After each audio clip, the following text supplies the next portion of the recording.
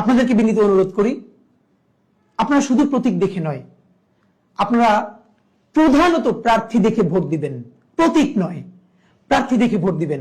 আপনার এলাকায় কারা নির্বাচন করছেন আপনি সবার প্রোফাইল নিয়ে একটু ঘাটুন। বিএনপির কে, জামাতের কে, এনসিপির কে, স্বতন্ত্রকে, সবার উপর একটু আধা ঘন্টা সময় দিন। দেখেন, একবার ভালো একটা মানুষকে ভোট দিবেন, 5টা বছর ভালো থাকবেন, আপনি ভালো থাকবেন, আপনার পরিবার ভালো থাকবে, আপনার এলাকা ভালো থাকবে, আপনার দেশটা ভালো থাকবে। আর আপনি যদি ভুল সিলেকশন করেন, আমরা কেউ ভালো থাকবো না। আমরা যদি সবাই বেছে বেছে যোগ্য লোকটাকে, যোগ্য প্রার্থীকে ভোট দেই, সে বিএনপির হোক, জামাতের হোক, এনসিপির হোক এবং স্বতন্ত্র হোক, যে দল থেকেই হোক, তাহলে যোগ্য মানুষগুলো যদি গিয়ে সংসদে দাঁড়ায়, আপনি ভাবেন তো আমাদের সংসদটা হয়ে উঠবে যোগ্য মানুষদের একটা কারখানা। তুমুল ঝগড়া হবে, বিতর্ক হবে যোগ্য মানুষদের সাথে পলিসি নিয়ে। সেখানে কেউ যাত্রা করবে না, আর কেউ গান গাইবে না জনগণের পয়সায়, সংসদে নাটক করবে না, যাত্রাপালা করবে না। সুতরাং প্লিজ প্রতীক দেখে নয়, যোগ্য প্রার্থীকে ভোট দিন, সে যেই দলেরই হোক।